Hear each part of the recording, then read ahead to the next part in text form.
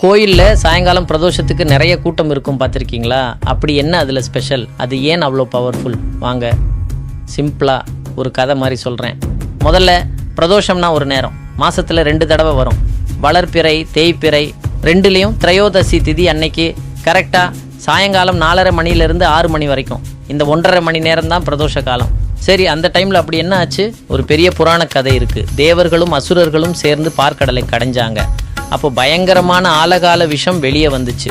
உலகமே அழிய போகுதுன்னு எல்லாரும் பயந்து ஓடினாங்க. அப்போ நம்ம சிவபெருமான் தான் நான் பார்த்துக்கிறேன்னு அந்த விஷத்தை எடுத்து கடகடன்னு குடித்தாரு. பார்வதி தேவி அந்த விஷம் உடம்புக்குள்ளே போகாமல் சிவனோட கழுத்திலேயே நிறுத்தினாங்க. அதனால தான் அவருக்கு நீலகண்டன்னு பேர். ஆனால் அந்த விஷத்தோட சூடு, அதோட தாக்கம் சிவனையே ஒரு நிமிஷம் ஆட்டி படைச்சது.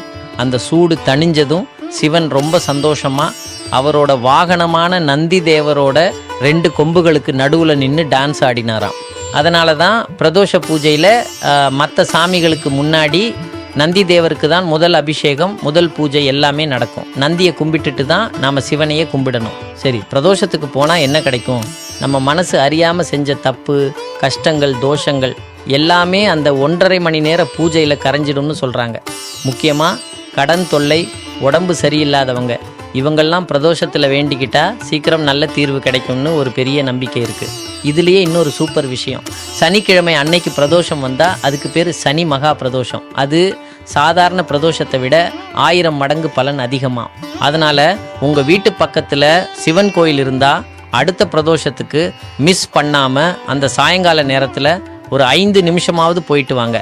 மனசுக்கு அவ்வளோ ரிலாக்ஸாக நிம்மதியாக இருக்கும்.